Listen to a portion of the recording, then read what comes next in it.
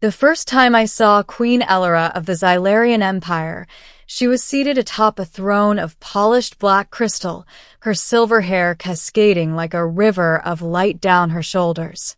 I had expected fearlessness in rulers, the courage of those who command thousands and decide the fates of worlds. But the moment our eyes met, I noticed the shadow of dread behind her luminous violet irises. She feared something that the whispers among her court had failed to reveal. I was Lieutenant Cale Arden, a soldier of the Imperial Fleet, renowned among my peers for daring and stubbornness in the face of impossible odds.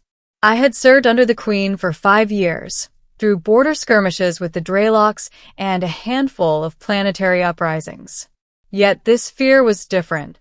It gnawed at her, subtle and quiet, yet unmistakable to someone like me who had spent a lifetime reading the unspoken language of warriors.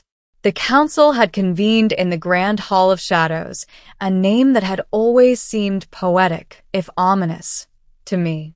Elora's advisors, a mix of military strategists and court magisters, sat around a crescent-shaped table, their faces taut with tension. The topic was the imminent Dreylock offensive. Intelligence reports indicated that the enemy fleet had amassed near the Andurian Rift, poised to strike Xylaria Prime directly. Every data packet pointed to total annihilation if we did not act. Your Majesty, General Thorne began, his voice brittle despite his stature, our forces are unprepared for a frontal engagement. The Drelocks have outmaneuvered our scouts. The warships in orbit are insufficient. I recommend evacuation protocols while we negotiate terms. Elora's fingers hovered over the armrest of her throne. Her voice was a mere whisper, almost lost beneath the murmurs of the council. Evacuation or surrender? A collective shiver ran through the chamber. The word surrender was forbidden in the Xylarian tongue, a symbol of shame that haunted every soldier and citizen alike. Yet the Queen did not flinch at its mention. She feared the coming battle, not for her own life, but for the lives of those under her protection. I stood, finally. My decision was instinctual, driven by a mix of duty, pride, and something more primal, the need to confront fear with action. I volunteer, I said. Let me lead the vanguard. If Xylaria falls, let it fall while I fight at the front. The room went silent. Not a whisper, not a breath. All eyes were on me, and most importantly on the Queen. Elora's gaze met mine, and in it, I saw something I had never seen before. Astonishment, doubt, and then consideration. You would offer your life willingly? She asked. Yes, Your Majesty. I have lived to serve. If my death can buy time for the Empire, it is a debt I am honored to pay. For a heartbeat, the halls seemed suspended in time. Then, unexpectedly, she rose from her throne. Her movement was graceful, yet commanded attention. She walked toward me, each step deliberate. I expected a dismissal, perhaps even a reprimand for the audacity of my proposal. Instead, she stopped directly before me and laid a hand upon my shoulder. Very well, Cale Arden, she said, her voice calm but resolute. If you are willing to die, then I will grant you command. You will lead the first squadron, the elite of our fleet. And if the stars themselves fall into darkness, you will ensure that they fall with honor. I blinked, caught off guard. Command? Me? I had volunteered for death, not leadership. But I understood immediately. Her fear had given her clarity. She needed someone who could act without hesitation, someone unburdened by the hesitation that haunted her. And she had chosen me. The days that followed were a whirlwind. Orders came in fast and furious. Fleet positions, supply allocations, boarding crews, emergency drills.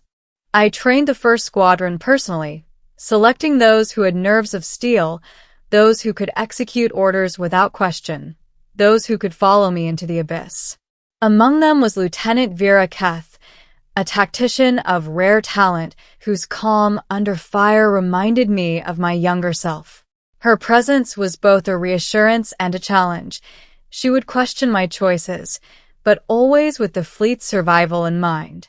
2 nights before the anticipated engagement, I stood on the observation deck of the flagship Eclipse, watching the void beyond. The stars seemed indifferent to the coming war, their light cold and distant. Vera joined me, silent at first, before speaking. "You really think we can hold them?" she asked. Her eyes searched mine, looking for reassurance. "I don't think," I said. "I hope. And if hope fails, I trust that courage will carry us." Vera nodded, and for a moment, the weight of command seemed bearable. We were soldiers, yes, but now we were also the shield of a queen who feared the very battle she had sworn to command. The next day, the Dreylock fleet emerged from the Andurian Rift like a swarm of black comets.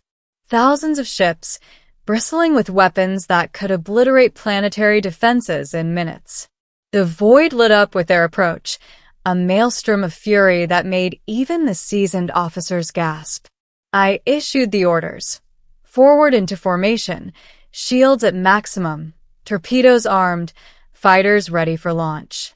The first squadron surged ahead, a spear of Xylarian steel aimed at the heart of the enemy. My chest burned with adrenaline and fear, the fear I had once volunteered to face alone now shared with hundreds of lives depending on me. The battle was chaos. Energy beams cut through the void, ships collided in fiery explosions, and the cries of the fallen echoed through the comm systems. I maneuvered the Eclipse through a gauntlet of Dreylock destroyers, targeting their flagship with precision strikes. Vera's calculations guided our path, saving dozens of ships from certain death.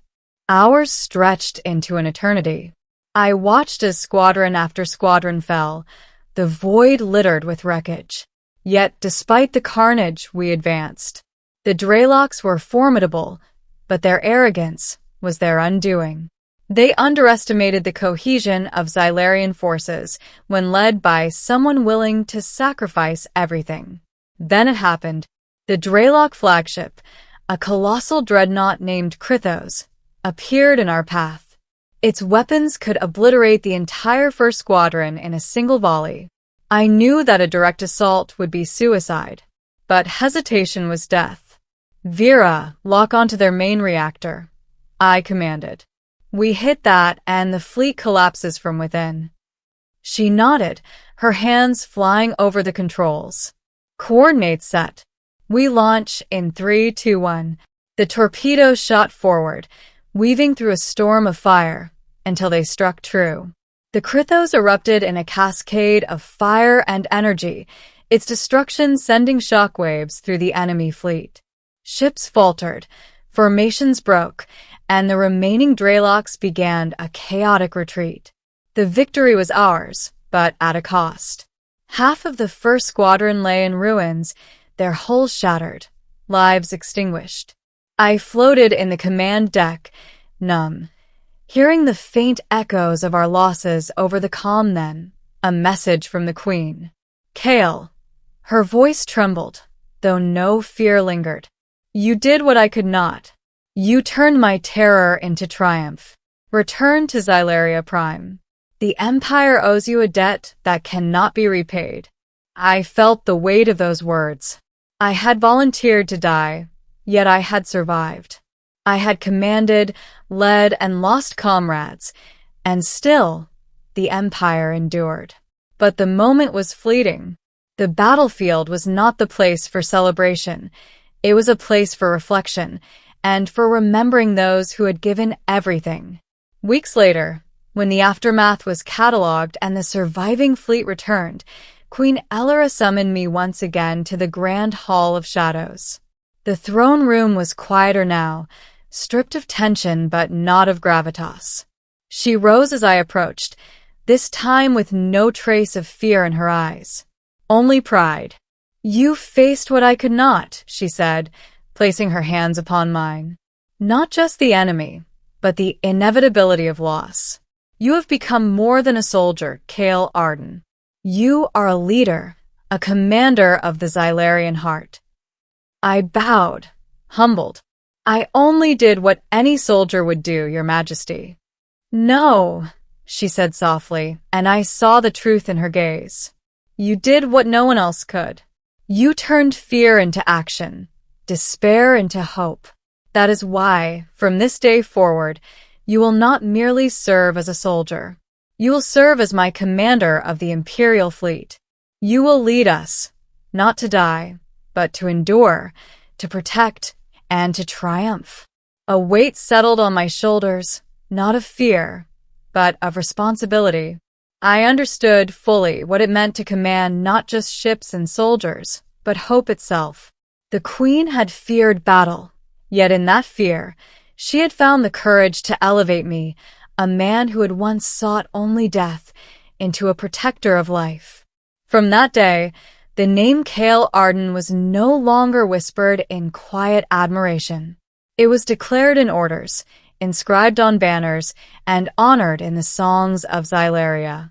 I had volunteered to die, and yet, in the shadows of fear and the fires of war, I had found purpose. I had found command, and the Queen, who had once feared battle, now stood confident that the Empire's future was in capable hands.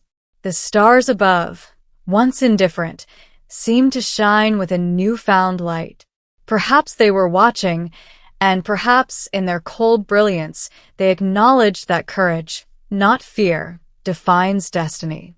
And so, the Empire endured, not because the Queen was fearless, but because she chose to trust someone who dared to embrace the impossible.